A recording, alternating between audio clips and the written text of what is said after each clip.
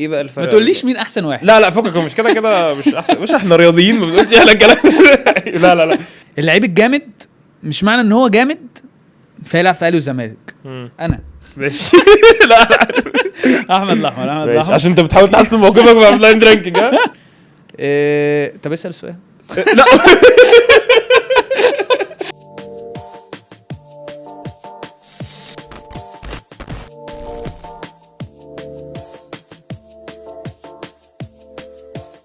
احنا النهارده معانا نجم الزمالك ونجم منتخب مصر. هو جاي لنا مبسوط النهارده، لسه كسبان الاهلي من 3 ايام، فجاي مبسوط جدا جدا جدا. اكرم يسري نورتنا وشكرا قوي انك جيت. حبيبي مشوار بسيط جنب البيت والدنيا حلوه. في السريع كده. حبيبي عايز ابدا معاك بالمنتخب. حاسس عشان يعني احنا خلاص كاس العالم على الابواب. السؤال ده برضه سالته لمحمد علي اول لما جه، بس عايز برضه اخد رايك فيه. احنا دايما كمنتخب كهاندبول في مصر احنا دايما قريبين، احنا دايما الدنيا بتبقى قريبه من ميداليه، دايما بتقف معانا على كوره، على ماتش، على تفصيله صغيره. وده في الرياضه طبيعي، يعني انت محتاج حاجات كتير قوي في الرياضه عشان تحقق انجاز كبير انك تكسب ميداليه اولمبيه او ميداليه في كاس العالم. هل انت شايف كل بيناقص المنتخب دلوقتي عشان يحقق حاجه كبيره اكتر من اللي هو حققها مجرد توفيق بس، ولا انت كأكرم شايف احنا كلعيبه او احنا منظومه هاندبول في مصر ممكن نعمل حاجه زياده تساعدنا ان احنا نوصل؟ بص هو الصراحه احنا يعني انا في المنتخب بقالي دلوقتي حوالي 6 سنين مثلا. 2017 18 تقريبا. 18. احنا الصراحه مجموعه، يعني المجموعه اللي طلعت من الوقت ده كلنا مكملين لحد دلوقتي الحمد لله مع بعض. اللي انا شايفه كويس او بيتطور بطوله عن بطوله ان الناس منتاليتي عندها بتختلف كل سنه، يعني او مش كل سنه، كل بطوله. الناس ديديكيتد جدا، كله عايز يكسب، كله عايز يعني عقليه المكسب بقت موجوده عند كل لعيب. انت زمان كنت بتبقى نازل ماتش المنتخب، بتبقى نازل يا رب ما ناخدش 10 سكور. عايزين نعدي. وزمان ده اللي هو مش من 30 سنه، اللي هو بالظبط، يعني اللي هو من 2010 من 2003 لحد 2012 حاجه كده يعني. تمام. بس بعد كده ابتدينا نصدق نفسنا، ابتدينا نحس ان احنا لا احنا نقدر. وده كان دور كبير قوي من المدربين اللي مسكونا وتافر، يعني كل ديفيد بقى، باروندو، باستور كله. والناس بينت لنا ان الموضوع مش بعيد، وفعلا احنا شفنا ده، يعني ده بان في عينين اللعيبه. فاهم؟ انا شايف ان احنا لا احنا ممكن يكون جزء كبير قوي عدم توفيق اللي حصل مثلا في اقرب حاجه اولمبياد اللي فاتت. اللي حصل ده سوء توفيق بحت. محدش اثر في التمرين، الاتحاد حتى محدش اثر معانا في قبل البطوله او في تجهيز البطوله. الناس كانت بتتمرن 100%، كله يعني الاجواء اصلا في التمرين ما كانتش تزهق، يعني الناس كانت بتنزل بتتمرن وهي مبسوطه. يعني فاهم، كنا مبسوطين يعني كمجموعه. ده احنا بالعكس، ده احنا اللي طلبنا ان احنا يبقى عندنا معسكر مقفول خالص. اللي هو احنا مش عايزين نتمرن. انتوا تقريبا اول لما بداتوا تقريبا رحتوا العاصمه، فاللي هو انت قافل على نفسك خالص. احنا قاعدين في العاصمه. بص العاصمه يعني رحت ورا هناك بالظبط، قاعد اقرب حاجه عشان تروح تلت ساعه بالعربيه. بالظبط وما فيش عربيات حتى. يعني ما كانش معانا عربيات يعني، وده كان اختيارنا. ان احنا لا يعني مش عايزين عربيات لو معاك عربيه تتحرك. فاهم؟ فكنا مركزين جدا، وكان بالذات الاولمبيكس اللي فاتت كان حلم ان انت تاخد ميداليه. ده يعني الناس كلها، يعني احنا كنا بنتكلم اللي هو خلاص احنا هناخد الميداليه يعني ان شاء الله. فاهم؟ واحنا نقدر وكده. واللي حصل يعني الحمد لله طبعا على كل حاجه، بس اللي اتعلمناه من بعد البطوله او اللي يخليك شايف ان المنتخب ده بروميسنج ان محدش يستسلم. في ناس بتيجي او في فرق بتيجي بعد البطوله لو مثلا عملوا بطوله كويسه وخسروا، فاشكل بقى يا ابني القصه دي كلها وغير لي بقى. لا خالص يعني. عكس ده البطوله الجايه ان شاء الله احسن كتير. بس اللي انت بتقوله ده مع ان قبل البطوله الماتشات اللي قدام الدنيا ما كانتش احسن حاجه. وكان دودو تقريبا متصاب ورجع على البطوله على طول. يحيى خالد اتصاب رجع قبل البطوله بشهرين 3. فلو ان واحد من بره هاجي اشوف ميداليه صعبه قوي. مع بدايه البطوله اول ماتش كان مجر تقريبا، كان المجر. ايه ده؟ لا ده الدنيا حلوه قوي قوي قوي قوي يعني. فده يبين قد انتوا متماسكين جدا يعني. انت ايه الظروف دي كانت صعبه على اي حد ان انتوا تعدوا بيها يعني؟ انت ممكن تتكلم عنها اكتر مني. لا بص هو موضوع الماتشات الوديه انا عارف ان هو خادع شويه، خد بالك، لان انت الماتشات الوديه مش بيبقى الهدف منها قوي ان انت تكسب، على قد ما انت بتشوف طريقه اللعب اللي انت هتلعب بيها في البطوله عامله ازاي، هل هي ناجحه، هل هي محتاج تغير دي، محتاج لا ده انا مش هعتمد عليه قوي، لا ده لا ده لازم اديله اكتر. انت في الماتشات الوديه دي بتجرب ناس ممكن اصلا ما تشوفهمش في البطوله بس كل ماتش تلعب بجول مختلف، كل ماتش تلعب بتجرب. وبالعكس على فكره عايز اقول لك حاجه يعني مش ناس كتير عارفاها، احنا عامه احنا البطولات الوديه اللي قبل البطوله لو لعبنا وحش بنخش البطوله تدوس طيار. لما بنلعب حلو في الماتشات الوديه بيبقى مقلق، الدنيا بتبوظ خالص. فاهم. وكمان انت طبيعي ان انت بتبتدي بتاخد فورمه الماتشات دي بتيجي واحده بواحده يعني، مش يعني عمري يعني لو انا ما لعبتش ماتشات وديه وهاجي لعبت اول ماتش في كاس عالم او اولمبياد هاخد 10 تجوان واروح فاهم. وهتبتدي بقى الموضوع يكتئب بقى وتلاقي الشك دخل جواك وبتاع وانت محتاج فلا يعني مش حاسس انه ان الماتشات الوديه دي مقياس قوي يعني. انت بقى كأكرم وانتوا كمنتخب لو حصل ان الناس الكلام بيطلع وانت في الاخر كرياضي معرض الناس تتكلم عليك، بس طبعا. الكلام بقى اللي طلع ده كل مره يا جماعه نفس الحاجه، ده بيعشمونا، ده كل مره نبقى كسبانين ونخسر. ايه ده؟ الحق بص احنا كسبانين 6 وهنخسر اهو. انت كبني ادم فانت كده مهما كنت قوي ويعني منتاليتي بتاعتك قويه هتتاثر. انتوا المره دي زعلتوا شويه ولا انتوا متفهمين غضب الناس ان كده انت عملت حاجه جامده قوي بس انا اتعشمت فيك قوي؟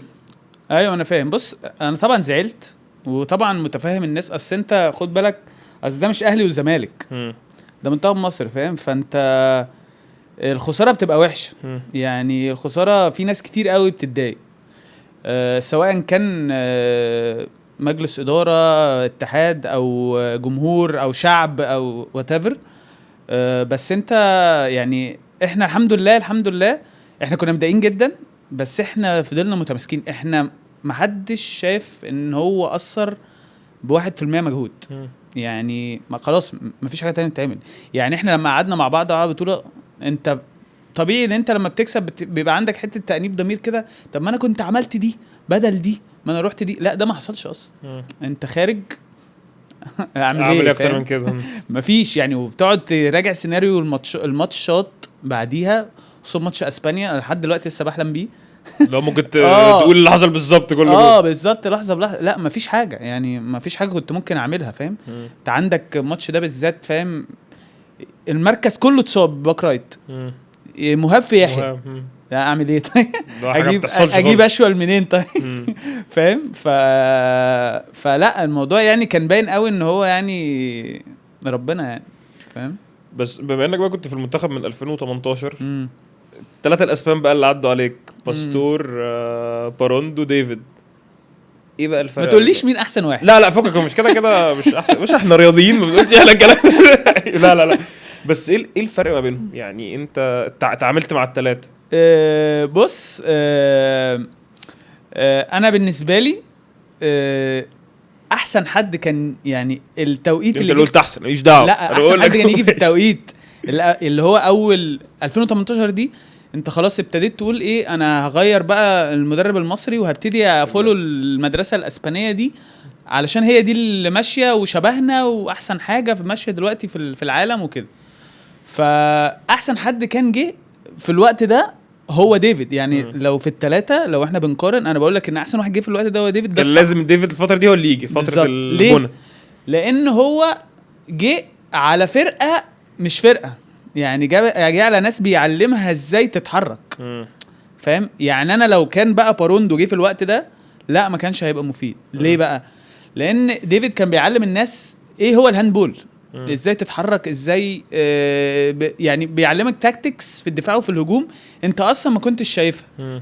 فده جزء كان اللي خلاك زي ما كنت بقولك من شويه، خلاك بتبليف ان انت اصلا تقدر، ان انت لما جيت ابتديت تلعب ماتشات مع ديفيد لقيت نفسك ايه ده، لا بتروح وبتلعب ماتشات جامده. وكاس عالم 2019 كان مفاجاه يعني كبيره قوي للناس كلها ولينا احنا شخصيا، احنا ما كناش مصدقين ده يحصل، فاهم؟ ف ديفيد يعني هو ميزته ان هو بيعرف يعلم الناس، بيعرف زي ما عملها الى حد ما في الاهلي، يعلمك السيستم. يعلمك السيستم اللي ممكن اللعيب ما يبقاش فاهم، يفهم اللعيب بيفضل وراه لحد ما يفهم، فاهم؟ باروندو هاجي الباستور في الاخر. باروندو ديتيلد اورينتد جدا. هو عايز لعيبه بتفهم. يعني هو مش هياخد اكرم يعلمه الهاندبول او يعلمه السيستم بتاع السيستم الاسباني يمشي ازاي. هو هيبقى عنده مجموعه هيعمل منها فرقه هتدمر العالم. فاهم؟ هو ديتيلد قوي يعني، بيقرا ماتشات كويس قوي، بيذاكر الماتشات كويس قوي، بيذاكر كويس، ما بيتوهش على الخط. يعني على الخط تلاقيه على طول مخه. انا فاكر ان هو على طول يعني هو في الماتش معاه ورقه كده، كل شويه تلاقيه بيطلع الورقه، فاهم؟ الورقه تبص عليها تلاقي قلم ازرق قلم ازرق ايه، انت عارف تقرا ازاي؟ وتخش في الهاف تايم تلاقيه كتب كل حاجه. لا يعني دماغه سم، فاهم؟ فهو ده بالنسبه لي باروندو. باستور هو ميكس من الاثنين، ان هو يعني الراجل برضو ماستر، يعني ماستر كوتش مش كوتش. فاهم؟ الراجل يعني هو اللي بنى اصلا السيستم ده من الاول. يعني هو لما كان مدرب كان باروندو وديفيد بيلعبوا معاه في الفريق، بيلعبوا معاه في الفريق في الفرقه، فاهم؟ فلا باستور يعني هو في ميكس من الاثنين، عنده ديتيلز حلوه جدا في الماتشات، بيديك اوبشنز كتير قوي، وفي نفس الوقت بيعلم. يعني بص يعني ممكن لو شاف عيل صغير ماشي هيعرف يعلمه. لا هيجيبه يقول له تعالى دلوقتي غصب عنك، فاهم؟ هتتعلم. بس ده كهاند بول قوي. كشخصيه بقى مين ولف عليكم؟ مين كنت انت حاسس انتوا كمنتخب قريب مننا قوي؟ باروندو. بس هو برضه اكتر واحد قعد بالظبط، لان هو اكتر واحد قعد واكتر واحد لعبنا معاه بطولات. خد بالك ديفيد قعد معانا 5-6 شهور. يعني هو لعب كاس العالم بس ولا لعبش افريقيا؟ جه 7 مشي 1. يعني هو فتره كاس العالم ما لعبش افريقيا. ما لعبش افريقيا. وباروندو بقى قعد بقى. هو باروندو هو اللي عامل ليجاسي بصراحه. يعني عشان برضه ابقى مدي لكل حد، يعني هو اللي عامل ليجاسي بتاعت المنتخب مصر لحد دلوقتي يعني. بس هو فتره باروندو الصراحه كانت حلوه قوي قوي يعني. كانت حلوه كانت ممكن تكمل ولا كنت حاسس ان هي جابت اخرها؟ لا هي ممكن تكمل. يعني انا شايف انه احنا لحد دلوقتي احنا بنكمل يعني. احنا عندنا في ناس بتطلع، دي بقى ميزه باستور، ان هو بيبتدي بقى بيبتدي يطلع بقى لاعبين كده اللي هو يخشوا جوه الفرقه. طبعا في ناس بقى بتقول لك احنا اللعيبه الصغيره واللعيبه كبرت ومش عارف ايه والحاجات دي، فاهم؟ انت اصلا صعب يظهر نتكلم كلام الناس بقى على المنتخب اللي هو لا هو انا مش قصدي على كلام الناس قوي، على قد ما هو صعب قوي ان انت تدخل مثلا 6-7 لعيبه صغيرين في وسط فرقه كبيره. صعب قوي، مفيش ماتش هيستحمل اصلا، فاهم؟ محمد علي لما كان هنا قال نفس الكلام اللي هو انت لعيب صغير وجامد قوي، بس على المستوى الدولي هتديني ايه دلوقتي؟ ويعني خبرتك الدوليه ايه؟ وما ينفعش اخش ارميك في اولمبيكس وانا اللي انا مطالب اصلا اروح اخد فيها ميداليه او اروح انافس او اروح سيمي فاينل على الاقل. بالظبط. هدخلك هتعمل لي ايه؟ انت كويس على قد هنا، لسه لازم تتدرج واحده لازم طبعا. لا ان انت تخش مره واحده دي اصل ممكن تقلب عليك يعني. ممكن اللعيب يتحرق ففجاه تلاقيه خلاص اصلا هو وقع منك بقيه البطوله، فاهم؟ نزل اتخطف في ماتش تلاقي ضيع كورتين وكده، نفسيا خلاص منتلي بقى في الارض، فاهم؟ خلاص. فشوف بقى لو انت معاك 5-6 صعب قوي يعني. صح. انا عندي سؤال بقى بره الموضوع خالص. انتوا لما كنتوا مع باروندو في الجزائر في البحر المتوسط، العاب بحر المتوسط، احنا كنا قاعدين كلنا كبلد بعثه جميله في المبنى المعفن الجميل، كلنا قاعدين مع بعض. عدينا اول يومين منتخب الهاندبول مش موجود. رحت يا كابتن يعني ينفع كده تروحوا تسيبوا البعثه وتروحوا تقعدوا لوحدكم؟ ده يعني هو الاكل كان معفن والغول كان كل حاجه معفنه. لا بس هو انطلقتوا. بس هو احنا رحنا، احنا مشينا تقريبا انا على انتوا عشان كده على فكره خسرتوا النهائي عشان البعثه كلها كانت بتاخد عليك. في حد باصص. لا واحنا تقريبا مشينا اعتقد علشان لعبنا في صاله ثانيه، فالصاله الثانيه كانت ابعد، فاضطرينا نروح، وكان المفروض ان الفرقه اللي بتلعب فاينلز كلها قاعدين في اوتيل. لو الموضوع عكس كده ما اعرفش يعني. انت شكلك انت دور على ايه؟ انت مشيت انا اللي مشيته. ما استحملتوش الاكل يوم، ما استحملتوش المطعم يوم، بعد كده مشيت. الموضوع كان صعب الصراحه. فالناس بس انا عايز اقول لك على حاجه، هو احنا عامه احنا بنحب يعني انا شخصيا يعني فكره الاولمبيك فيليج دي حلوه جدا يعني. هي العاب اصل البحر المتوسط دي حاسس لا، اولمبيك صغيره، بالظبط. اولمبيك صغيره فاهم، اللي هو حاجه على الضيق كده. انا قصدي يعني قريه الفايبز أوروبية. الدنيا في اللذيذ قوي، الدنيا في اللذيذ فاهم، بدل ما تبقى قاعد لوحدك وبتاع في اوتيل يعني، نبقى حواليك ناس كده وناس الموضوع كله رياضه. اولمبيك فيليج بقى، بمناسبه الاولمبيك فيليج، انت الدنيا السنه دي في اولمبيك فيليج كانت عامله ايه؟ في باريس.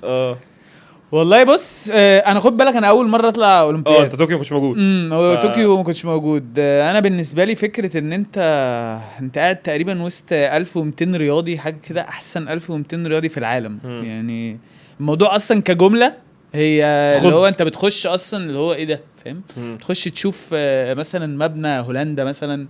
بص، هو ميزه قريه الاولمبيك فيليج عامه ان كل بيلدينج باين البلد بتاعته يعني. هو بيبين الكالتشر بتاعت البلد دي، فاهم؟ تلاقي تخش هولندا تلاقيهم نازلين عربيه ترابيزه بلياردو، بولينج، مش عارف ايه وبتاع، والدنيا لذيذه. فانا بالنسبه لي الصراحه كان حاجه يعني انا ما كنتش مصدق نفسي. طب احنا كان البيلدينج بتاعنا بيتسم بايه؟ لا يا عم كان حلو. خايف اسالك السؤال ده. ما كنتش بقعد فيه كتير الصراحه. كنت بتروح فين طيب؟ بنزل ابص على بقيه البيلدينج. بس هي كانت تجربه اكيد. لا تجربه طبعا احلى يعني بص يعني انا لو كنت رايح لو رجلي مقطوعه انا مستعد اروح يعني، فاهم؟ لا احلى تجربه طبعا في حياتي. مش ما اعتقدش ان في حاجه في الرياضه تانية ممكن اكون عايز اعملها يعني اكتر من انها رحت اولمبياد يعني. امريكا بقى اللي جاي يا مسهل. امريكا لا نوصل طيب. هنوصل ده عندي غيركم يوصل في افريقيا. نوصل بس. لا بس والله بجد اخر حاجه قبل ما نقفل موضوع المنتخب ده، الناس خلاص الهاندبول بقت لعبه، خلاص المنتخب بيلعب الناس كلها بتقعد تتفرج. بتفرج يعني لازم اقول رايي، الشعب المصري عادي اتفرج انا لازم اقول رايي اكيد. طلع بقى ان الناس تتكلم الاختيارات، خدت ده مش ده، طب ليه ما عملتش ده، طب ليه مش عارفه ايه، طب لعبت ده ليه مش عارف الكلام ده بيأثر ولا كأنه بيتقال. بص هو لعيبه ولعيبه. بص في ناس يعني انا دايما يعني في ناس دايما انا مقتنع بده يعني ان في ناس كتير قوي بتسيب ودانها للكلام السوشيال ميديا، واللي هو لا انا اتظلمت، انا اكرم كان المفروض يبقى موجود، ازاي ما يروحش، ده ظلم والمفروض ياخد فرصه، يعيش في دور الضحيه شويه بالظبط، فاهم؟ في ناس بتأثر بالموضوع ده، وفي ناس بتقولك لا يعني. في ناس بتبقى فاهمه اللي هو انا عارف انا اتقلشت ليه.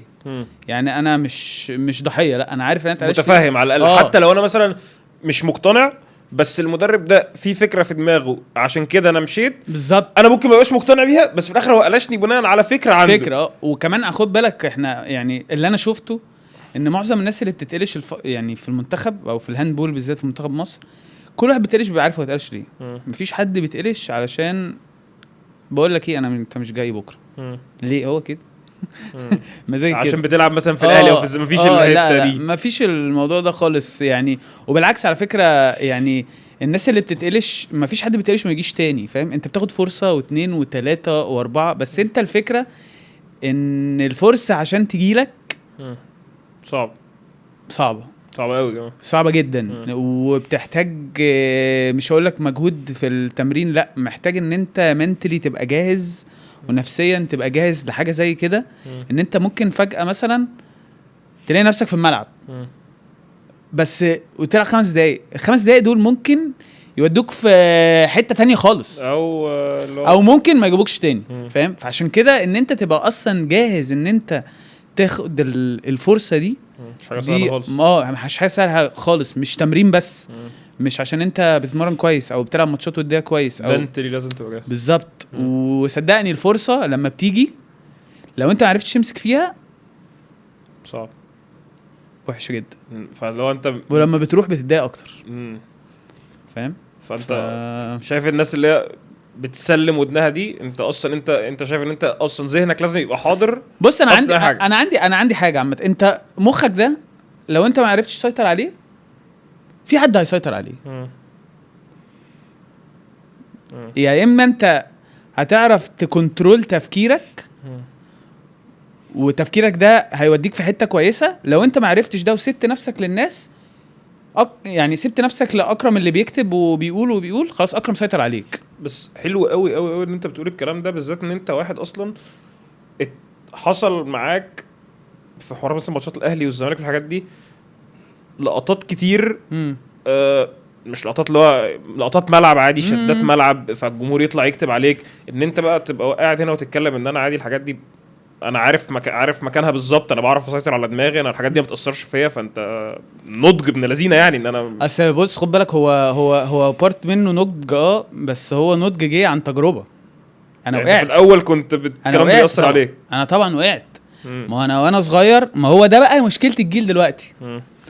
ان انت وانت صغير بتبتدي. انا كنت اصلا انا كنت بلعب في اليوبلس ماشي. فاول ما جيت رحت الزمالك اي الخنفس من الاخر جاي يلعب كده جد. انت كنت كسبان كاس مصر انت كنت مولعين الدنيا. الدنيا جيل اليوبلس. دخلت بقى نادي الزمالك اللي هو ايه ده، انا فاهم، انا في حته تانية يعني، انا في عالم تاني فاهم. جيت ابتدى بقى ايه حته السوشيال ميديا دي كده تبقى تخش في حياتي، اللي هي انا اصلا بلعب هاندبول هاوي يعني، انا بلعب في اليوبلس يعني جايين نتبسط كلنا فاهم. فلقيت بقى في بقى ماتش تضيع كوره شتيمه ومش عارف فاهم ايه، واجيب جون حلو، الاقي الناس بتشكرني وبتاع. ما انت بعد كده لقيت اللي هو ايه، لا انا بقيت عايز ابص لا هو اكرم كويس ولا لا، هو لا اكرم النهارده وحش. فانا لما اصلا ببقى مش قوي ببقى مستني حد يكتب حاجه كويسه عني. ففاكر فاهم هي دي اللي في حد بيسيطر عليا. خلاص انا بقى انا لما بحس ان انا داون شويه ببقى مستني يوسف يكتب عليا كويس، اللي هو يديني حته كده بالظبط عشان تفوقني. ولو ما ادانيش هستناه ممكن يشتمني فاهم، فهيموتني. فانا خلاص هو الكلمه اللي انا بقيت مستني يوسف. فعشان كده بقول لك طب والحته دي بقى اتغيرت ازاي؟ من يعني من حد جه يتكلم معاك شفت عقليات الناس، ولا انت خلاص من نفسك جربت لا مش اللي انا فيه ده مش هينفع؟ بالظبط هي كده. هي لا انا يعني ما حدش اتكلم معايا قوي. انا خد بالك انا مش لتات يعني، ما بحبش اتكلم كتير، مش هاجي مثلا يعني كاتوم شويه. انا ما بحبش اتكلم قوي في حاجات بيرسونال، اللي هو لو انا مش عارف يعني بحس ان هي لا انا محتاج يعني، انت محتاج تكنترول نفسك فاهم. مش كده اي يعني. حاجه تطلع فاهم. فلا يعني انا بالنسبه لي انا شفت الحاجات دي لما حسيت ان هي بتاثر عليا. طبعا اثرت عليا شويه في الاول، مش هبقى كداب. في ناس كتير قوي تقول لك لا انا ما ببصش السوشيال ميديا اصلا، مش هو هتلاقيه مقطع تليفونه مقطع تليفونه فاهم. لا شفت طبعا واتاثرت وجات عليا واثرت عليا في اللعب وكل حاجه، بس خلاص اكتشفت مع الاكسبيرينس ان هو ده الصح. انت المفروض ماتشاتك تفصل لحد ما بقيت في ليفل اللي هو خلاص انا ممكن دلوقتي اشوفك ومش هتاثر عليا، انا اشوفك واضحك بالنسبه لي ده او ممكن تاخدها ان هي تبقى دافع يعني، مثلا تحفزني يعني. مثلا حصل لقطه في ماتش اهلي زمالك شديت مع حد نغزه، الجمهور دخل واكرم وشتيمه وايه اللي انت بتعمله ده، تنزل ماتش الاهلي جاي انا هجز قوي انا هوريكم ممكن تاخدها اللي هو دافع.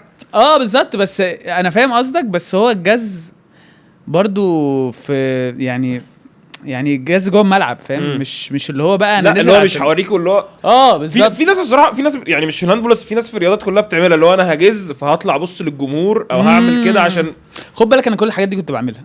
يعني عايز يعني انا كنت وانا صغير كنت عبيط يعني.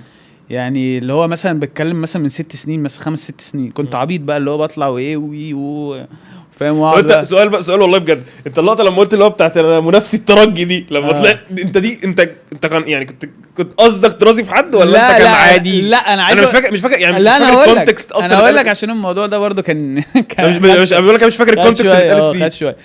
هو الموضوع اللي حصل ان هو انا كنت قبل ماتش الاهلي اصلا قابلت مين صاحبي جدا جدا، اسامه ابو غلمي ماشي بتاع تونس بتاع الترجي تمام. فشفته كنا بنلعب اصلا في تونس فشفته نزلت معاه في يوم فكنا بنتكلم وبتاع ايه هتعملوا ايه مع الاهلي. قلت ان شاء الله نكسب. قال لي اكسب عشان ايه تيجوا انتوا اللي كنتوا تلعبوا انت هم مين اللي كان هيلعب الاهلي؟ احنا اللي لعبنا الاهلي. الاهلي ان شاء الله هنكسب وبتاع ونقابلكم مش عارف ايه. وقال لك لا الماتش ده ميت اي كلام. هو يعني بيقول لي انتوا كده هتخسروا الجمهور ومش عارف ايه وبتاع. فقلت له طب هتشوف بكره في الماتش. فالحركه دي كانت ليه مش لحد بالاهلي خالص يعني فاهم. فبس هي طبعا بقى انت عارف يعني اتاخدت في حته ثانيه اتاخدت في حته ثانيه فاهم. مع ان انا ساعتها مثلا انا فاكر انا بقى بعد اللقطه دي انا يعني قلتها وخلاص بحسن نيه جدا. ما كنتش متخيل ان هي هتاخد مين شافها بقى اول واحد؟ الاحمر. قال لي ايه يا ابني اللي انت عملته ده؟ هتفتح على نفسك. قلت له يا احمر انا ما عملتش حاجه انا مش قصدي حد يعني بعينه. قال لي يا عم مالهاش لازمه وليه ومش عارف ايه وبتاع. بعد كده فهمت فاهم. فبس يعني كانت حتى اصلا كابتن باسم ساعتها كان هو الماسك. باسم السلطي كان هو الماسك الترجي. قال لي طار ليه يا اكرم ومش عارف يومها فاهم. يومها في الاوتيل فاهم. وقعدنا نهزر يعني الموضوع كان الموضوع انت مش متخيل ان هو هياخد اللفه دي كلها بالظبط. بس انت بقى دخلت الزمالك قلت من هليوبلس الدنيا لذيذه بطولات الدنيا يعني. احكي لي الاول الفرقه اللي انت دخلت عليها في الزمالك دي بقى. كنت انت والدرعين واحمر وحسن. انا في ماتش مش هنساه اللي هو بتاع السوبر بتاع كرة يحيى قاتله والله قاتله وحشه لسه والله كنت عند يحيى امبارح في البيت. يحيى في مصر اصلا لسه كنت عنده كابتن يحيى خالد لو حابب تيجي البودكاست تنورنا وتشرفنا يعني. هو لو هنا في مصر لو ينفع يجي. لا انا كنت قاعد مع يحيى الدرع اسمه ايه ده. كنت قاعد معاه امبارح كنا بنتفرج على الماتش ده اللي انت بتقول عليه بالصدفه يعني. لقيناه كده على يوتيوب واحنا بنقلب وقعدنا نتفرج عليه شويه. جبنا اخر فاول قعدنا نضحك. وحشه قوي الصراحه. بس عايز اقول لك على حاجه يعني هي دي الرياضه عادي يعني ليك وعليك. ما لسه حاصله يعني. لسه الاهلي عاملها فصح يعني. لا عندك حق. بس انا بقول لك عليه ان انتوا الجيل ده كان جامد قوي الفتره دي السنتين 3 دول في الزمالك. فانت يعني احكي لي عنها اكتر بقى. بص زي الميكس بقى انت شاب جاي من هليوبلس مع الاحمر مع مش عارفه مين. انا هقول لك احنا كنا كذا حد اصلا من هليوبلس مش انا ويحيى بس. كان في مثلا 4 5 يعني. دونجل دونجل تكس علي حازم ويحيى الدرع جالنا بعديها. مودي كان لا مودي من سبورت. سيح الدرع جه السنه اللي بعديها يعني. جه بعديها بسنه وسيف جه بعديه بسنتين تقريبا كده. احنا كنا كل اللي حصل ايه ان احنا خدنا كاس مرتين ماشي في هليوبلس. مرتين مش مره. مرتين. فاكر مره خدنا 15 و17. كنا خلاص من احلى الحاجات طبعا دي اللي حصلت انك تكسب بطوله بره الاهلي والزمالك دي. طبعا احنا 15 من الاهلي خد بالك. 15 من الاهلي خدناه من الاهلي في الاهلي. لا ايوه صح. كان دودو ساعتها موجود. لا دودو كان 2015. دودو كان عنده 15 سنه. ايوه هتلاقيه كان قاعد بيتفرج يعني. فخدنا 15 و17. بعد 17 بقى قررنا خلاص اللي هو ايه احنا عايزين اكسبوجر بقى تاني بقى خلاص يعني. احنا جامدين عايزين بقى عايزين بقى. وابتدى بقى الزمالك ابتدى يكلمني انا وعلي ودونجل. ومثلا يحيى جاله احتراف سافر ساعتها الدنمارك. فانا رحت الزمالك انا وعلي والشباب ويحيى سافر سنه وجالنا طبعا. اول ما دخلت الزمالك طبعا حس يعني خد بالك انا جيت في وقت الزمالك فاهم اللي هو ليجاسي بقى مرعبه يعني فاهم اللي هو يعني انا داخل حته اللي هو انا داخل صحر ربنا يستر. فاهم داخل طبعا لا نازل بقى تمرين واللي هو بقطع نفسي فاهم في التمرين. بس فاهم خوف في ساعه في وسطهم يعني اللي هو فاهم ما بفهمش الهزار يعني. كلام انت تقول لي يعني انا مش فاهم انتوا بتهزروا بتتكلموا بجد ولا ده ايه فاهم. و100 عقبه وبتاع فاهم. اللي هو خدت وقت اتأدبت طبعا الدنيا طبعا اختلاف الثقافات ابن لذين. بص انا خدت وقت ادابت مع الكالتشر عامه. بس في اللعب الحمد لله من الاول الدنيا ظبطت. بس خد بالك عايز اقول لك من حاجه. اللعيب الجامد مش معنى ان هو جامد فيلعب في اهلي وزمالك. دي مهمه جدا. انت اعتقد ده ممكن يكون مش في الهاندبول بس كده فاهم. انت 100,000 لعيب يبقى عامل سيزون جامد قوي بره تجيبه الاهلي والزمالك. انت فين يا عم انا اشتريت ايه فاهم. فدي بتبقى اشترينا الترماي فاهم. فدي ما بتبقاش سهله ان انت تخش تلعب في اهلي وزمالك من الاول تبقى جامد زي ما انت. لا تشالنجينج جدا فاهم. محتاجه حظ ومحتاجه حاجات كتير فاهم. بالذات ان انت كمان بتقول ان اصلا الدنيا كثقافات كان انا رايح مش واخد على الاجواء فانت اصلا اوريدي خطوتين ورا. بالظبط. بس هو الميزه الصراحه في الزمالك ان احنا لما جينا كمجموعه احتضنونا جدا فاهم. عشان هم عارفين ان احنا عيله كويسه فاهم. فاحنا محتاجين الجروب ده يبقى بتخش وسطينا لازم هنعمل. ودي حاجه الصراحه يعني انا لما بقى كبرت وبقى في لعيبه جديده صغيره بتخش علينا في الفريق في الزمالك بقيت تعمل كده. لا بقى صعبه مش سهله. بس انت بقيت تحاول تحتضنهم. ايوه طبعا انا اكيد بحاول. بس بقول ان هي فكره ان انت تحتضنهم وتدخلهم جوه اجواء الفرقه مش سهله خالص. مش حاجه يعني اللي هو تعالى يلا بقول لك ايه تعالى اخرج معانا النهارده خلاص بكره خلاص انا شايف يوسف التمرين ايه مقطع الدنيا. لا مش كده خالص. الموضوع مش كده خالص. الموضوع بريشر مرعب. يعني ليفل اوف بريشر انت عمرك ما هتكون شفته في حياتك فاهم. بالذات في فرقه الهاندبول في الزمالك بالظبط لان مش زي اي فرقه. انت محطوط عليك ضغط ان انت يعني بص يعني مين مشي مين جه انت لازم تكسب. ما انت اللي قبلك كسبوا كل حاجه. انت كده انت لو خسرت يبقى انت كده السبب في ان الفرقه اللعبه دي باظت في النادي فاهم. مش اللي هو ما يا جماعه خسرت عشان لا مفيش كذا انت خسرت نقطه فاهم. مفيش انا مش بالظبط. هيحط اي كونتكست للموضوع. انت خسرت. فبعديها بقى يحيى الدرع دخل معانا جالنا وبعديها سيف وحسن قداح ربنا يشفيه يعني. الصراحه كان في المجموعه كانت يعني كانت فظيعه. يعني كنا الصراحه كنا مبسوطين جدا في التمرين. كنا بنبقى رايحين التمرين واحنا يعني اللي هو يلا يا جماعه عايزين نتمرن والناس بتكسر في بعض فاهم. يعني لدرجه اللي هو الدكتور بيبقى بينزل في التمرين مرتين ثلاثه لكذا لعيب فاهم. هادي يا جماعه ده تمرين في الاخر. لا بيروح للمدرب بيقول له كوتش محتاج تهدي الريتم شويه عشان الدنيا كومبيتيتيف قوي في التمرين. حد الناس كده مش هنوصل للماتش فاهم.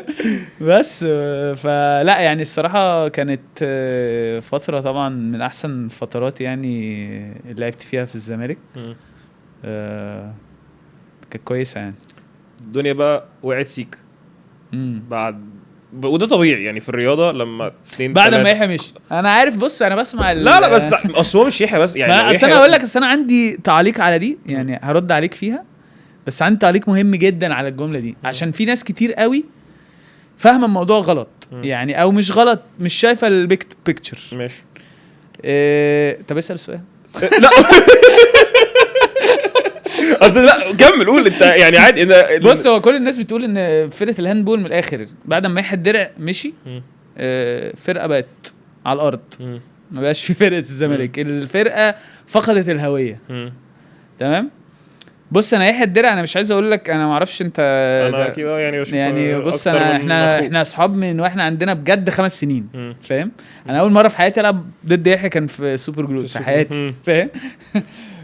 ويحيى طبعا عمل طفره يعني في الفرقه في الزمالك وفي مستواه هو كمان في الفتره اللي كان في الزمالك فيها طفره يعني كل مصر تشهد بيها يعني فاهم. في كل الالعاب كل الناس كانت بتتابع يحيى الدرع فاهم. ربنا يشفيه برضه يا رب. هو الفكره كلها مش ان يحيى مشي في الزمالك وقع. هي الفكره كلها ان انت ما عرفتش تبلان ما بعد يحيى الدرع. ما عرفتش تجهز فريق ان انت ات سام بوينت يحيى الدرع ممكن يمشي فايه اللي هيحصل. خلاص كده ما دي مش رياضه. لا كده طبعا فاهم. انت كده مش ده مش بروجكت. اصل هو في الاول في الاخر الفرقه اي فرقه جماعيه وتافر بقى هاندبول باسكت فولي ده بروجكت ليه حاجات كتير قوي محتاج تحسنها عشان البروجكت يفضل يمشي فاهم.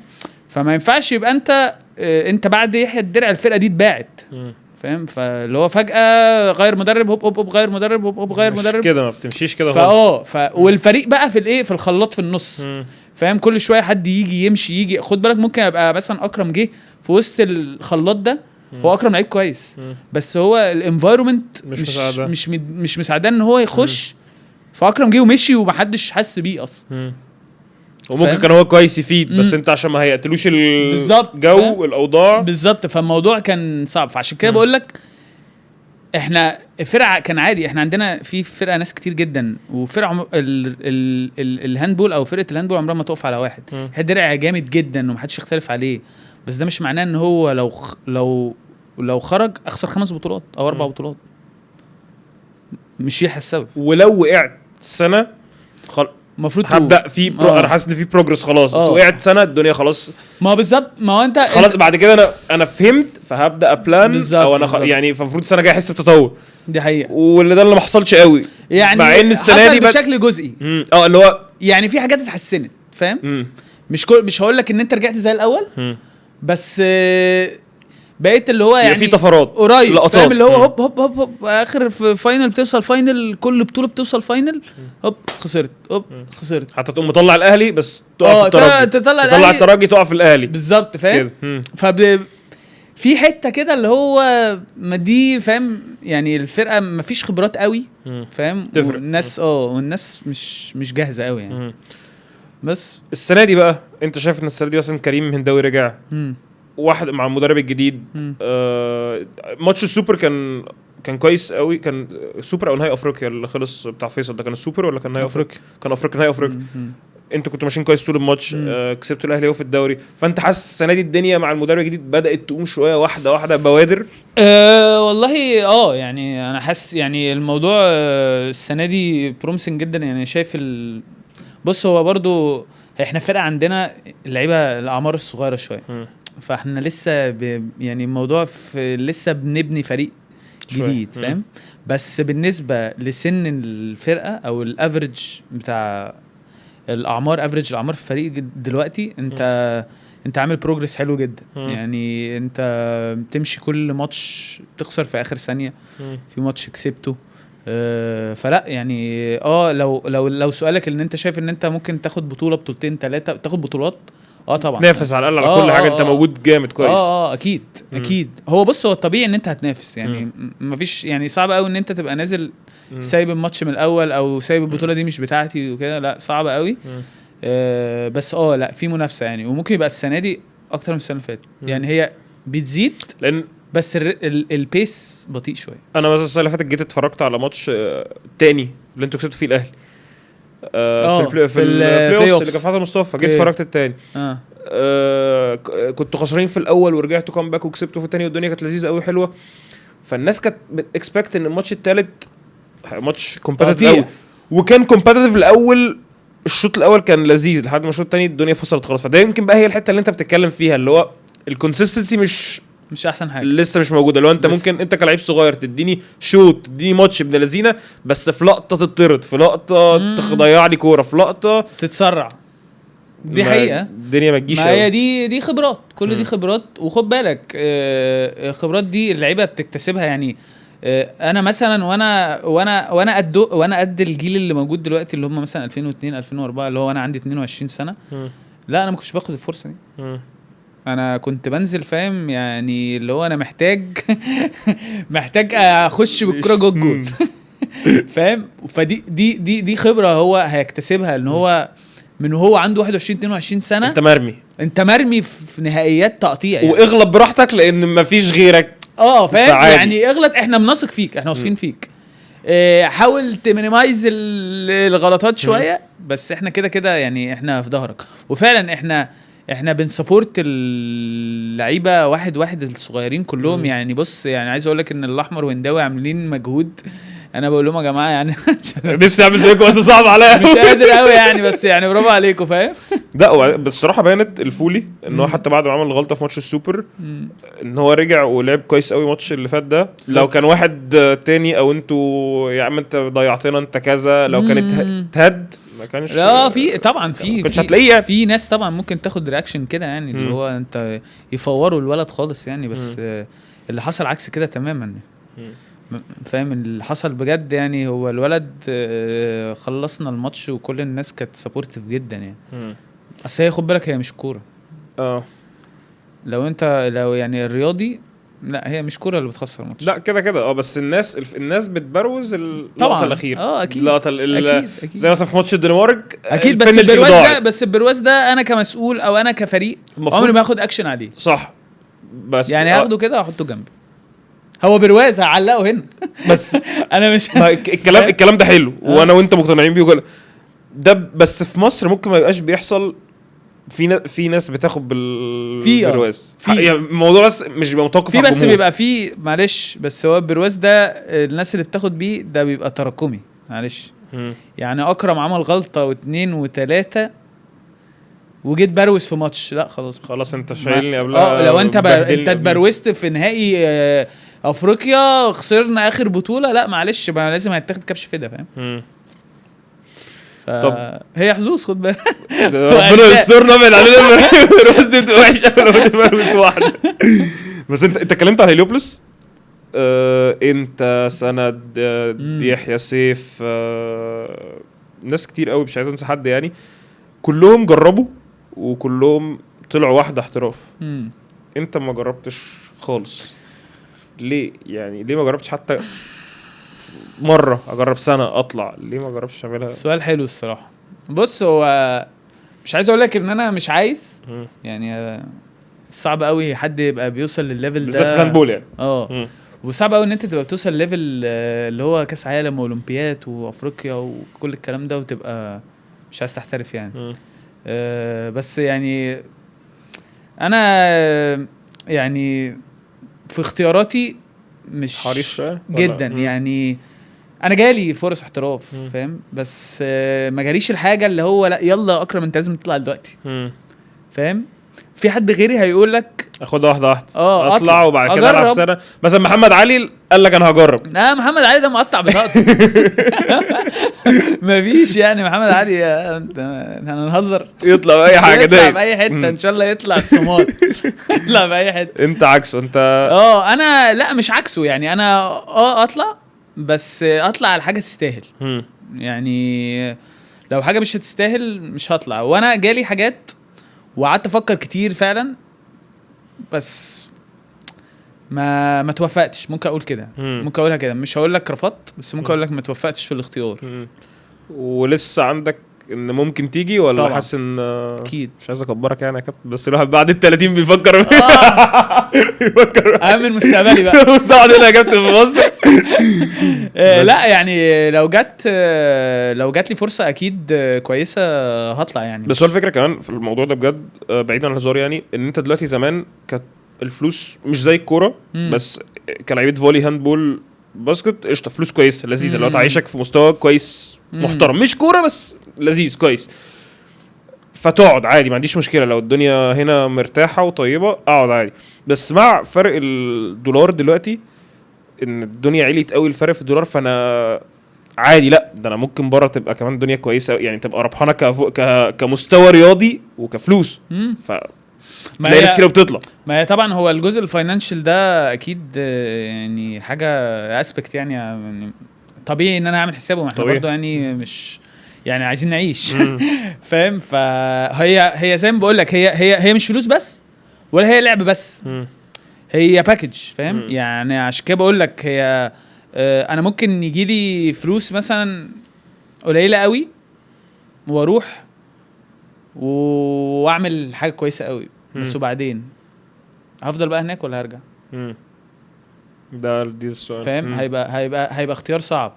ممكن العكس. ممكن يجي لي فلوس كويسه قوي واروح هناك وما توفقش. هتلاقي فرقه مثلا بعد الشهر مثلا اتصبت مثلا او حاجه او مثلا ما لعبتش كويس ففرقه مشيتني فهرجع تاني. هي بص انا مش هقول لك ان انا ندمت لان انا الحمد لله مش ما عنديش حته اللي هو انا ندمت على قرار يعني. انا كل قرار خدته اتعلمت منه حاجه. تفرق بقى هو حاجه قرار صح او قرار غلط فاهم. يعني متصالح مع نفسي يعني. فبالنسبه لي لا الاحتراف مش باب مقفول. مش حاجه ما نفسيش فيها. لا نفسي فيها طبعا. لو جات لي طبعا هجري هبقى زي العيل الصغير اللي عنده 20 سنه بالظبط. 20 من 30 مش فارقه بس يعني ان شاء الله خير يعني. طب انا عندي بقى سؤال الصراحه محيرني مم. موت يعني، موضوع مم. السوبر جلوب ده بقى. مم. يعني انا النظام الصراحه يعني والله مش عايز اقطع في حد ولا يعني الدنيا، انا من رايي شخصي، بس ان يعني انا اشوف نظام سيء وحش قوي. يعني ايه انا مثلا العب بطوله ثلاث فرق ولازم اكسب فرقه امريكا الجنوبيه كتير قوي واخسر من فرقه اوروبا قليل قوي عشان اتاهل؟ طب نظام بحسه صراحة. طب ما تعمل 4 فرق عادي واللي يكسب اول 2 يتاهلوا ونلعب كورت بطوله. يعني انت بتشوف النظام، انت معايا في رايي ولا انت؟ لا معاك طبعا. يعني هو حاسه نظام غريب. لا هو بص، هو انا عايز اقول يعني هزود بقى على كلامك في الحته دي، ان انت اصلا احنا في السوبر جلوب لما احنا خرجنا احنا ده كزمان. السنه دي ولا قبل كده؟ لا احنا انت بكام السنه دي؟ بس هو بقاله سنتين كده. بس احنا السنه دي احنا الزمالك هو كان بتاخد احسن اوائل تقريبا 3 اوائل واحسن تاني. تمام. فانت عشان كده موضوع السكور اللي انت بتتكلم فيه ده هو اللي كان التواني كلهم بيحاربوا، كنا احنا والاهلي والخليج. ماشي. فالاهلي اللي طلع احنا بقى تاني يوم مش عارفين هنلاعب مين اصلا في تحديد المراكز. مش عارفين بقى احنا تحديد المراكز ده هيمشوها ازاي. هل هيمشوها بقى من الخامس للثامن ولا من ولا هنلعب كلنا مجموعه واحده ولا ايه؟ مش قايلين اصلا. فاهم؟ فالموضوع كان مش مفهوم. يعني انت النظام اصلا من الاول هم مش كانوش قايلين غير ان هو 3 فرق هياخدوا اول 3 واحسن تاني. فاهم؟ بس بعد كده انت ولا طب ما تخليها 8 فرق و4 ما 8 فرق وخلاص، او زود 3 والعب 12 4 مثلا. بس هو غريب، موضوع غريب جدا. يعني اصل ده في الاخر كاس عالم يعني في الاخر، وتلاقي مثلا ايه، انت مثلا كزمالك تروح الجمهور يزن هات محترفين، ادفع هات وادفع بالدولار وهات. طب انا جايب محترفين، يعني انا مثلا منافسيني الاهلي والخليج، انا ولا لعبت الاهلي ولا لعبت الخليج بالظبط. ولا يعني طب احنا لعبنا في البرازيل مرتين. بالظبط. فاهم اللي هو يعني فاهم. فلا يعني انا حتى الراجل يعني المدرب كان بيتكلم يعني هو يعني الموضوع كونفيوزنج جدا يعني في حاجه غلط. يعني دي مش بطوله اللي هو يعني تطلع منها تلعب ماتشات كويسه. فاهم؟ لعبنا ماتش فيسبر نقطه بس. يعني غير كده ماتشات. بس عايز اقول لك برضو يعني في الاول في الاخر هي احتكاكات. يعني برضو يعني ده السايد الكويس، هي احتكاكات برضو. اللعيبه ممكن تكون مش بتشارك في منتخبات، احتكوا بفرق بقى من البرازيل، فرق اوروبا زي فيسبريم، ممكن يكون فرق سيدني بقى والحاجات دي مش احسن حاجه. بس يعني فاهم ممكن اعتبره تمرين يعني. فهو محتاج يتحسن النظام، بس في الاول في الاخر انت بتاخد الحته الكويسه يعني. يلا نلعب. يلا يا باشا. عايز تختار اي لعبه الاول ولا؟ العب يا باشا، انا هموت في الالعاب. تاخد بلايند رانكينج؟ ماشي. عارفها ولا؟ عارفها. ولا ادي لك فكره؟ عارفها واديني فكره. لا عادي، اللي هو عادي. انا بقول لك هقول لك اسامي وينجرز، وينجات يمين، ناس لعبوا من ماشي انا لعبوا وينج يمين. فانا هقول لك يمين بس مش يمين وشمال. لا يمين بس. ماشي. وانت تحط 1 2 3 تعرفش ايه اللي جاي. طب هم انت كام واحد؟ 5 ماشي. هم 5 ماشي. اول واحد سند. ده اول تايم مش دلوقتي بس، يعني في ناس ليه؟ في اول تايم يعني في ناس اعتزلت. ماشي. انت هتجيب برضو مش قديم قوي يعني. لا هقول 2 سنة 2 عشان انا في واحد في دماغي واحد. يا رب تجيبه. هنشوف بقى، ما اعرفش.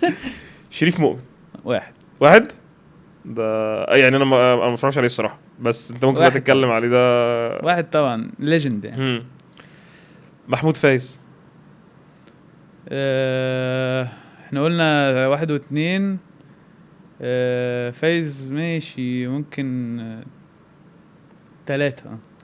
ماشي. احمد الاحمر مش وينج بس لعب وينج. ما انا ده قلت لك بقى، انا قلت لك حد لعب. انت كده بس لعب فتره، يعني لعب فتره كتير في المنتخب وينج. انا كنت المفروض احط فايز. انا حاولت والله ارميها لك ان اي حد لعب. انا اقول لك على ليها تغييره واحده بس يعني رتبهم وهديك تغييره في الاخر. فاهم قصدي؟ خلاص يعني ارتب دلوقتي. طب ما انا ممكن، انا عايز اغير اصل الاحمر ده ما ينفعش احطه. ماشي حلو. طيب مش هيدخلني النادي. خلاص عشان طب ماشي، هديك تغييره دلوقتي وهديك تغييره في الاخر. يعني شوف انت عايز تحط فين دلوقتي. ماشي. انا عايز احطه بعد سنه 3 كوينج 3. حلو يعني شريف سند الاحمر. شريف وبعد سند كده مين؟ فايز 4. حلو. 5 راح 5 على طول ان شاء الله يروح 5 و5 اكرم يسري. ماشي مفيش مشكله موافق. طب لو هتاخد تغييره لا انا زي ما عادي انت كده زي الفل. يبقى كده بالنسبه لي كده حلو. شريف مؤمن، شريف سند، سند احمر، فايز أنا. اكرم يوسف. انت عادي متصالح عادي في الدنيا في قلت لك انا متصالح قلت لك. طب تاني حاجه لو هتقول الدريم تيم بتاعك لتشكيله مصر اول تايم من الاول ما بدات تتفرج، يعني سيبك من الناس اللي هي لو مثلا حد في التسعينات قوي ما اتفرجتش. انا عارف بس ما اعرفش انت هتبقى عارف ولا لا. اكيد هبقى عارف يعني كده هبقى عارف اسمائهم. ممكن مش اتفرجت عليه شريف مثلا. شريف مين؟ شريف مؤمن. ماشي. لا عادي كده انا عارف شريف مؤمن كاسم. أوكي. بس ممكن ما اتفرجت عليه. ماشي بس ماشي. يعني فاهمك اكيد بقى الناس اللي بتتفرج هاندبول. يلا بينا عندي مفاجآت في الموضوع ده عامه. حلو بقى دي سير الجدل. انت عايز تحطها تختار الاساسي بس ولا عايز تحط حد من البنش؟ لو عايز تحط لا احط 7 قصدي. جميل. وام في بي حلوه كده. حلو. ومش عايز حد من على البنش. انت لذيذ قوي. انت راضي بالسبعه بتوعك. لا انا الحمد لله انا راجل بلعب بالسبعه جميل. مش بتحبش الروتيشن لا قوي. خالص. ماشي خلاص ود. ماشي ممكن. طيب نبدا بالونج رايت. نبدا بالجون. انا كنت اقول لك ماشي براحتك. طبعا الروبي. حلو محمد الروبي. لسه مقابله والله امبارح في الزمالك من يومين كده. ده موت فيه ده حبيبي. وينج رايت شريف مؤمن. باك رايت طبعا انت طبعا عارف انا. ماشي. لا احمد الاحمر عشان انت بتحاول تحسن موقفك مع بلايند رانكينج. الاحمر باك رايت. ممكن اسيب الهوف في الاخر عشان عايز افكر فيها شويه. بروح انت مدرب دلوقتي فانا مش هحط عليك اي نوع من انواع الضغط. ماشي.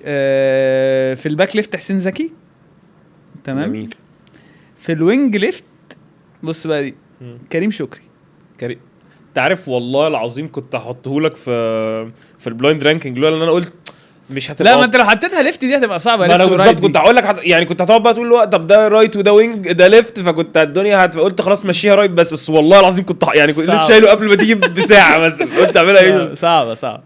ليفت ورايت كانت هتبقى صعبه عشان فيهم جت ليفت كتير. بس هو كان لا هو بص هو كان يعني الناس كلها بتقول لو ما كانش بطل كان انا سافر في حته ثانيه. انا عايز اقول لك على حاجه يعني ممكن يكون مش ناس كتير عارفينها بس كريم عارفها. كريم اخويا هليوبلس وكده. انا عايز اقول لك ان انا وانا صغير وانا عندي 12 سنه مثلا 13 سنه 14 سنه انا كنت بروح اقعد جنب الركن بتاع الوينج ليفت على الارض تتفرج عليه واتفرج عليه. هو اكبر منك قد ايه؟ على الارض. هو اكبر مني ب 8 سنين. 8 سنين. على الارض اقعد اتفرج عليه فاهم. هو حتى اصلا يعني هو لحد دلوقتي هو فاكر اللقطه دي فاهم. فلا هو الصراحه يعني وينج ما يعني تقريبا ما شفتش الشكل ده كله اللي هو وينج طويل وفت وجامب وحريف وما شفتوش في مصر يعني. ما شفتهاش يعني فاهم. الكولكشن ده كله ما شفتوش. احنا كده الروبي شريف مؤمن الاحمر حسين زكي كريم شكري مع ان الاثنين ما يحبوش بعض. خد دي بقى. كريم شكري وحسين زكي. كنت حسين زكي بيتفرج يا واد هو هيكلمني كان مره حميد جه هنا فاتكلم عن كاس العالم اللي كسبوه فحكى لي كده ان هم ساعه الفاينل كابتن مجدي قال لهم بعت واحد عمر الجيار يتصنت على عشان الماني بيبقى الماني. فنزلت رينا كابتن حسين زكي زي الاول. قلت له يا كابتن والله ده هو اللي حاجه عامل ايه ما تزعلش مني. قلت له حقك عليا يا كابتن حسين. اسرار المنتخب دي ما فيهاش تطلع. انا ما كنتش عارف يعني اعرف ان هو اتصنت وانت هو اللي جه حاجه عمل.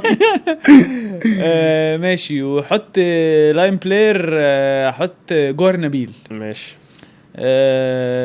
واحط فاضل لي هاف وام في بي. ممكن احط ام في بي يحيى عمر صراحه. ماشي شغال. اصل خد بالك انت لو جيت لي مثلا كمان 10 20 سنه مثلا هحط يحيى عمر في الباك رايت. ده اللي انا اتوقعه فاهم. بس دلوقتي ما ينفعش كده الاحمر كده مفيش يعني منافسه لحد ما لحد 20 سنه قدام. بص الهاف بقى بس انا صعب اصلا للاسف هحط يحيى الدرع. طب مين تاني في دماغي غير يعني مين لو اونربل منشن مثلا واحد او اتنين اللي مع يحيى انا الدرع. كنت بفكر في حسن يسري. مم. بس انا هحط يحيى الدرع، معلش حسن ايه حسن معلش. فخلاص عايز ترص التشكيله تاني. كده وينج رايت شريف مؤمن، باك رايت احمد الاحمر، هاف يحيى الدرع، باك ليفت حسين زكي، وينج ليفت كريم شكري، دايره جوهر نبيل، جون الروبي. عبد الرحمن حميد لا شوف بعدين. وام في بي يحيى خالد. مش تكسب بيها اي حد دي. اي حد في مصر لا يعني. وبره مصر. وبره مصر كمان. ماشي اخر حاجه بقى شويه اسئله كده سريعه ماشي. وتديها سريع ازاي يعني؟ لا مش سريعه يعني انا اديك سؤال سريع انت بقى عايز تتكلم فيه بقى في تايم يعني؟ لا عيش ماشي، حياتك. أوكي. اسالك سؤال على حياتك انت. هو سؤال سريع انت عايز تجاوب بقى فيه براحتك. عيش حياتك. ماشي. احسن ذكرى ليك كلاعب هاندبول سواء ماتش سواء فتره سواء اي حاجه. احسن ذكرى ليا كلاعب هاندبول افريقيا 2000 شهر 10 2017. دي منتخب ولا نادي يعني؟ نادي في اللي تونس في الحمامات. دي كنت لعبه مين في ترجي. دي قبل دي قبل بتاعت سبورت. دي اول بطوله ليا. دي احلى بطوله، اول بطوله ليا، وخصوصا ان الزمالك السنه اللي قبلها كان خسران كل حاجه. دي السنه اللي الاهلي كسب فيها كل حاجه بالظبط. والسنه دي كانت اول بطوله نكسبها كزمالك، وانا كنت اول بطوله العبها في الزمالك. ولعبت حلو قوي. كنا لعبنا الاهلي في قبل النهائي كسبنا، وبعد كده لعبنا الترجي في النهائي كسبنا. فدي توب. دي بالنسبه لي ايه ما توقعتهاش الصراحه. انا توقعتك هتقول ايه مثلا بتاعت السوبر بتاع يحيى الدرع. بص يعني هو طبعا السوبر بتاع يحيى الدرع برضو كانت لا انا كده مش بختار لك، انا بقول لك الحاجات اللي جت في دماغي. هي جامده، بس هو يحيى الدرع اللي خلص مش انا. اخترت اللي انت لعبت فيها حلو. ماليش دعوه. ماشي طيب اوحش بقى. اوحش بطوله. اوحش بطوله اوحش ذكرى عامه اوحش فتره. بص هما اتنين هنختار منهم واحد. السوبر بتاع الاهلي اللي في صاله الاهلي السنه اللي فاتت. لا اللي قبل اللي فات اللي كان عليه زين مع الاهلي. لا السنه اللي فاتت. لا اللي قبلها. ايوه شهر 5 مش اللي فات ده اللي قبليه. لما كان عليه زين جه واتصاب بالظبط. ده اوحش الماتشات. هو اوحش ذكرى هو وماتش الترجي بتاع نهائي البطوله العربيه في تونس. فاكره الفاول اللي جه في كريم هنداوي. فاكره اصل الفاول جه من فوقيه. كان اسمه حازم باشا ده. حازم باشا لا عليها الفاول جه من فوقيه. طب اصعب حارس لعبت قدامه لو عايز تقول واحد مصري واحد من بره عادي، بس يعني اكتر واحد رخم عليك مش لازم يبقى اجمد واحد بس هو رخم عليك انت كاكرم. ممكن بره مصر وولف بتاع المانيا. ضلمه انت لذينه. ومن الوينج بقى اصلا الزاويه ضيقه. انا بحس اصلا فانت ضلمه جدا. بالظبط انا بحس اصلا مش شافش غير علم المانيا. لا انا بحس انت داخل الوينج دي مع بالذات مع حراس بره بحس ان الدنيا الموضوع بيبقى صعب جدا الصراحه. مميته قوي يعني. واحنا اصلا عندنا عيب في الاجوان، مش قصدي يعني اخبط في حد يعني، بس احنا الوينجات اصلا عندنا من يعني الاجوان من الوينجات عندنا مش احسن حاجه. يعني انت بتشوف وينجات اوروبا بتخش يعني 100% يعني فاهم. فلا وولف طبعا صعب جدا. في حدنا عايز تقوله في مصر ولا مش حاسس؟ لا عادي يعني كله في جوان طبعا يعني بس كويس اللي هو مش درجه نرخم عليك. لا يعني مش حاسس يعني. ممكن الروبي بس لما انا كنت بلعبه كان عندي 18 سنه. يعني انا مره في كوره دخلت كان اول سنه العب درجه اولى دخلت بالوينج وبنط وقمت شايتها لوب فاهم جت جون مش جون طبيعي. ايه اللي حصل بقى؟ الروبي عمل ايه؟ طلع جري ورايا في وسط ساب الماتش بقى ساب الكوره وكل حاجه وطلع يجري ورايا في الملعب فاهم. فاللي هو خلاص يعني اللي هو ما ينفعش تلوب فيه تاني خلاص. عيب راجل كبير راجل كبير بس كان زمان الاخر ما كانش ينفع كان في رول كده جون كبير ما ينفعش تخش تديله من فوق دماغه فاهم. لا والله تبقى قليل ادب. هو تقريبا الروبي هو اللي عمل طب حميد انا حاولت ان هو يقول انت بس واضح ان هو حميد جون عظيم طبعا بالنسبه له عادي يعني. هو عارف يعني. ده هو اصلا كنت بكلمه فقال لي يقول له مين اكتر جول بيقرفه بعدي اللي هو بعدي فاهم اللي هو لا حميد جامد الصراحه. طب خد بقى السؤال ده كريتيف موت ماشي والله. لو في لعيب مصري السنه دي هيكسب الشامبيونز ليج سواء كان يحيى خالد في باريس سان جيرمان او درع اتصاب بس يعني لو فرقته تكسب هتتحسب له، او علي زين او دودو او دودو او محمد علي. اي حد في الشامبيونز ليج هتشجع مين او مين اكتر واحد فيهم تتوقع؟ سؤال سهل جدا اجابته. سهل ده انا قعدت اجوزي. سؤال سهل جدا اجابته. ايه هدينا طبعا حتى هو مصاب هتديله. لا لو هو لا بس هو كده هتحسب له يعني هو مصاب بس لو كسبوا تشامبيونز ليج انت بتقول ان هو مش بيلعب ماشي. بس هو لا ثانيه ما انا مش لا ما انا مش هشجع فيسبرم كده. طب حلو لو بيلعب يحيى الدرع، لو ما بيلعبش هو السنه دي مش هيلعب. ماشي. بص هختار يحيى خالد لسبب غير ان هو صاحبي جدا برضو قوي جدا. بس عشان خسرها كتير قوي قاعد كل سنه بيوصل. لا غير كده انا كنت اقول لك دي غير كده ان هو انا اللي انا شايفه يعني ان هو السيزون ده صعب قوي عليه. الفرقه عندهم اصابات كتير قوي وهم مش في احسن فورم. وانا متخيل هو قد ايه منتلي يعني الموضوع صعب فاهم. شايله فوق في يعني انا حاسس ان هو بالظبط زي ما انت قلت كده. انت في اول سيزون مش المفروض تشيل الضغط ده كله، المفروض تبقى لسه دوري جديد. لا ولسه بتبقى لسه اصلا بتطبق على الدوري وبتلعب ولسه بتفهم الفرقه عامل دوري مختلف اكيد. فاهم ولسه جاي من فرقه جامده وانت اصلا جامد فانت عليك بريشر وضغط كبير قوي. وفي نفس الوقت قصاد ده انت بيطلب منك ان انت حاليا في اللحظه اللي احنا فيها انت لازم تكسب الفرقه. هو اللعيبه اللي معاه كلها اتصابت فاهم. هو خسر من محمد علي فرق 10 ما اعرفش ازاي فاهم. فلا يعني انا هفرح له جدا يحيى خالد. فالدرع لو كان بيلعب وبعد كده يحيى خالد. ماشي. اخر سؤال بقى خالص. تتريد كل بطولاتك اللي كسبتها مع الزمالك ومع المنتخب لو قلت لك دلوقتي لا مش اولمبيك لكاس العالم اللي جاي ده انتوا تاخدوا ميداليه او توصلوا فاينل طبعا. تتريد كل اي بطوله مع الزمالك طبعا. ومع المنتخب. اصل بطوله الزمالك هاخد بطولات تانية عادي سؤال فل. بس كاس العالم ده صعب قوي. بس ميداليه ايه تفرق معايا عشان انا تفرق معاك. ما انا حددت ثالث نمشيها جاي ثالث. لا طبعا عادي اي حاجه هتريد. بص هو انا خلاص يعني لو انت فعلا بتقول كده انا يعني اصل المكسب غير ان هو ميداليه يعني ان انت تحسه احساس المكسب ده يعني حاجه جامده حاجه الصراحه يعني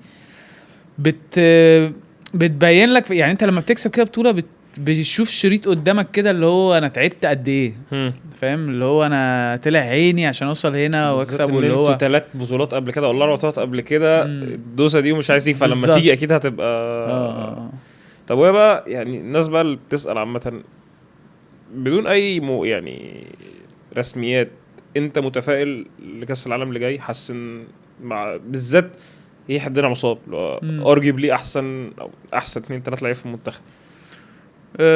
بص يعني مش بيلعب يعني اتصاب. لا اقول لك بص هو عامه مبدئيا احنا كاس العالم اللي فات ما كانش فيه خالد بالظبط. انتوا كل مره لازم تروحوا ناقصين واحد بيقع. لا بص هو السنه دي عن الثلاثه كاس عالم اللي انا لعبته 19 21 23 دي اصعب نسخه يعني اللي جايه اصعب من ناحيه مجموعه يعني. لان انت معاك كرواتيا هتبقى محتاج تكسبها علشان هتروح تلاعب سلوفينيا وايسلندا لو كسبتها. لا انت كده هتروح تلعبهم ماشي. ده انت محتاج عشان توصل الكوارتر فاينل محتاج تكسب 2 من ال3 فرق دول علشان تروح تلاعب فرنسا. طب لو كسبت ال3 مثلا هتلاعب فرقه يعني اهدى من فرنسا شويه هتبقى اول فهتلاعب تاني. حلو بس فاهم؟ لو فانت لازم تكسب ال3 عشان تبعد عن فرنسا في كوارتر فاينلز عشان تروح سيمي فاينل تبقى طريقك ألزز شويه في الكوارتر بالظبط عشان تعرف توصل سيمي فاينل. فهي صعبه. في اللي فاتت ما كانتش كده. لا اللي فاتت يعني احنا تقريبا ما كانش معانا فرق جامده ما كانش معانا غير الدنمارك فاهم اللي قابلناها في المين راوند. بس غير كده لعبنا كرواتيا برضو كانوا معانا برضو. بس كان حظك وحش انك لعبت يعني تقريبا لو كنت لعبت السويد في يعني مش في ارضها كان ممكن يبقوا ألزز شويه.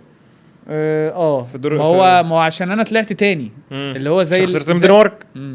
خسرت من الدنمارك فطلعت تاني فاهم. فانت السنه دي بقى انت رايح عايز تكسب كرواتيا لو انا عايز اوصل للسيمي فاينل صعب يعني محتاج اكسب ال3 فرق عشان اوصل السيمي فاينل بالذات ماتش كرواتيا ده لانه في ارضه بالظبط. فالدنيا هتبقى لا ربنا معاك ده انت لسه حكايتكم صعبه قوي مش انت الدنيا ربنا يستر بقى.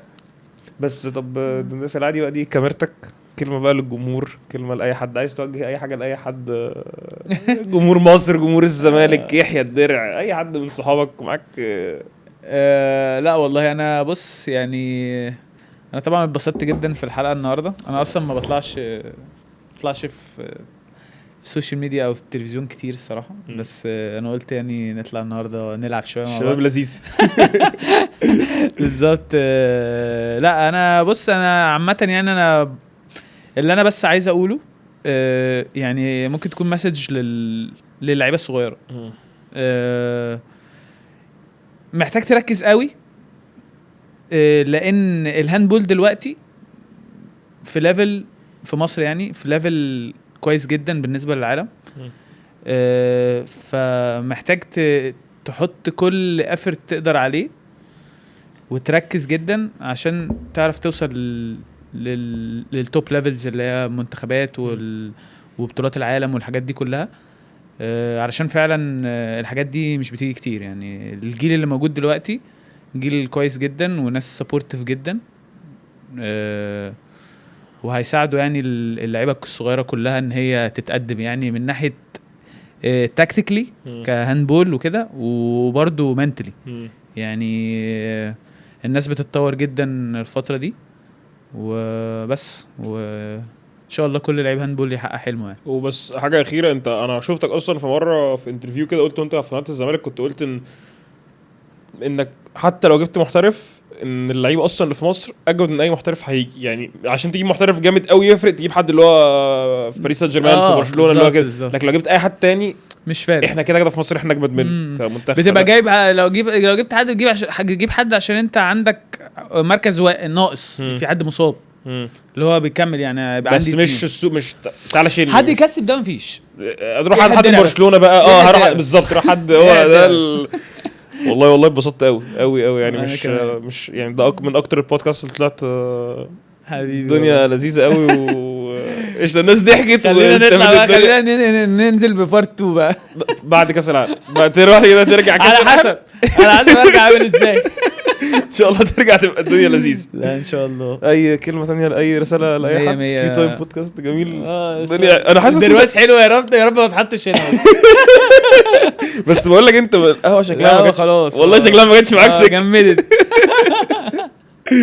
لا ميرسي قوي ومبسوط جدا ان انا كنت معاكم النهارده، وان شاء الله تتكرر. احنا اكتر يا باشا. قفل لي خلاص كده.